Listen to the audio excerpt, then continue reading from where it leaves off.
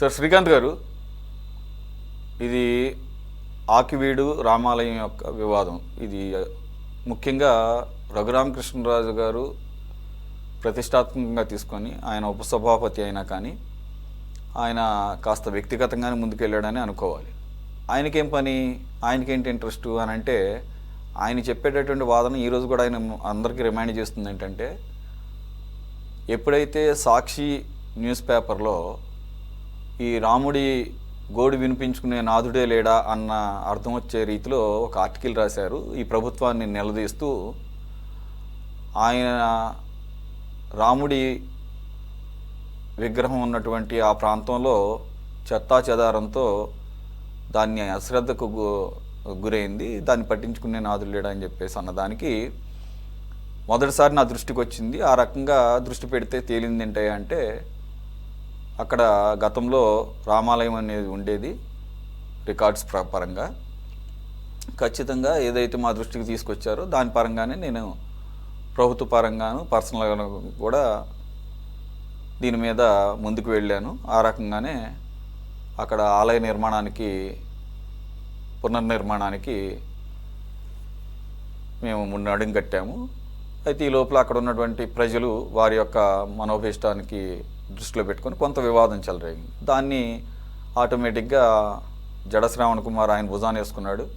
అక్కడ గొంతెనమ్మ ఆలయం అనేది ఉందని చెప్పేసి, కాబట్టి అదే ఉండాలని చెప్పేసి అక్కడ ప్రజలు కోరుకుంటున్నారని, అక్కడ స్థానికులు వారికి రామాలయం పట్ల ఆసక్తి లేదని, వారంతా క్రైస్తవులుగా ఉన్నారు కాబట్టి దళిత క్రైస్తవులుగా, వారికి ఉంటే గింటే గొంతెనమ్మ ఆలయమే ఉండాలే తప్ప రామాలయం ఉండటానికి వాళ్ళు ఇష్టపడటం లేదని చెప్పేసి ఆయన దీన్ని వ్యక్తిగతంగా ముందు తీసుకెళ్ళడానికి ప్రయత్నం చేశాడు. ఇది కొంత ఉద్రిక్త పరిస్థితులు కూడా దారితీసినా కానీ న్యాయస్థానాలకి వెళ్ళింది ఇది ఈ సమస్య. అలాగే హైకోర్టు కూడా దీని మీద రికార్డులు తెప్పించింది అక్కడ ఉన్నటువంటి ప్రభుత్వాధికారుల చేత. చివరికి తేలింది ఏంటయ్యా అంటే, way back to before independence రికార్డులు కూడా పరిశీలిస్తే గతంలో అక్కడ రామాలయం ఉండేదని చెప్పేసి రికార్డులో తేలింది. కాబట్టి రామాలయ నిర్మాణానికి ఎటువంటి అభ్యంతరం లేదు అని చెప్పేసి కోర్టు ఇచ్చిన తీర్పును సవాల్ చేస్తూ సుప్రీంకోర్టుకు వెళ్ళడం కూడా జరిగింది. అక్కడ లోకల్గా ఉన్నటువంటి ఒక ఆవిడ ఏదైతే హైకోర్టు నిర్ణయాన్ని అప్హెల్డ్ చేస్తూ సుప్రీంకోర్టు కూడా ఇప్పుడు రామాలయ నిర్మాణానికి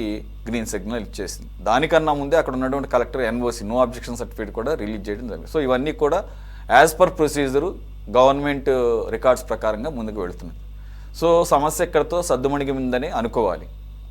కానీ ఇక్కడ ఒక మౌలికమైన సమస్య ఏంటంటే, ప్రజలకి ఏం కోరుకుంటున్నారు, అక్కడ స్థానికులు ఏమి ఆశిస్తున్నారు, వారు ఏ ఆలయం ఉండాలని కోరుకుంటున్నారని ఒక మౌలికమైన ప్రశ్న కూడా తలెత్తుతుంది. కానీ ఎప్పుడైతే దీంట్లో రాజకీయాలు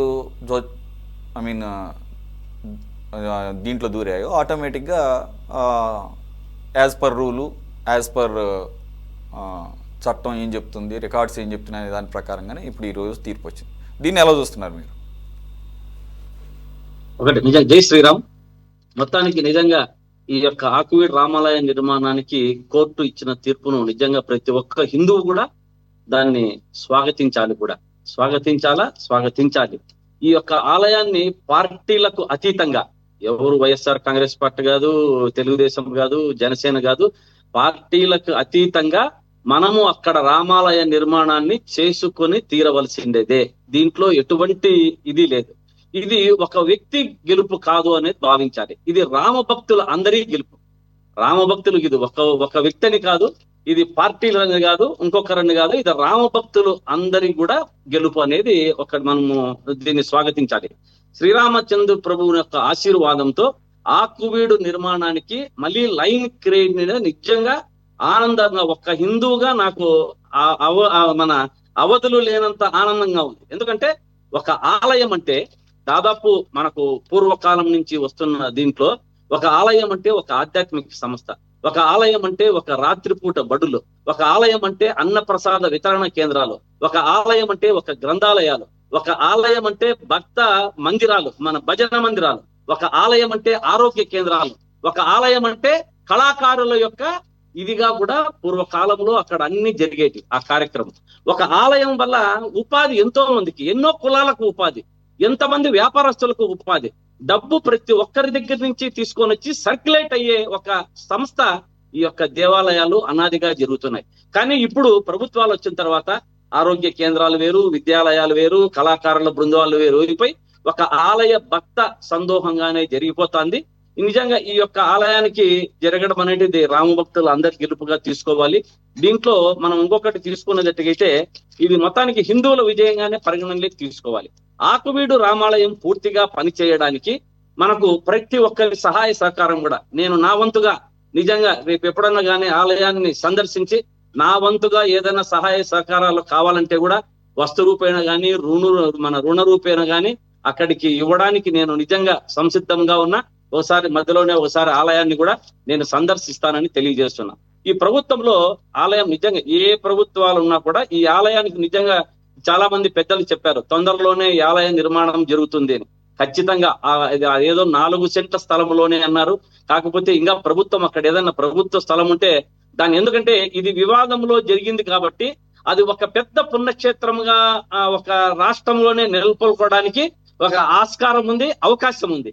ఎందుకంటే దీన్ని అటువంటి ఒక కేంద్ర బిందువుగా మారి దాదాపు 80 ఏళ్ళ ఉన్నటువంటి వివాదంలో 80 ఏళ్ళటువంటి ఉన్నటి ఆలయం అది 80 ఏళ్ళ సంవత్సరంగా ఉన్నట్టు రికార్డులలో కూడా తెలిసింది.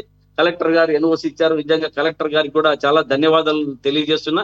ఈ పిటిషనర్ ఎవరైతే ఉన్నారో ఆరోపణలు లేవని, నిరాధారాలని చెప్పి నిర్మాణానికి వ్యతిరేకంగా వేసిన పిటిషన్ ను కొట్టివేయడం అనేది నిజంగా చాలా స్వాగతిస్తున్నాం.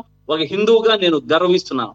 రాముడు అంటే ఒక ఆయనకు కులాలకు అతీతుడు.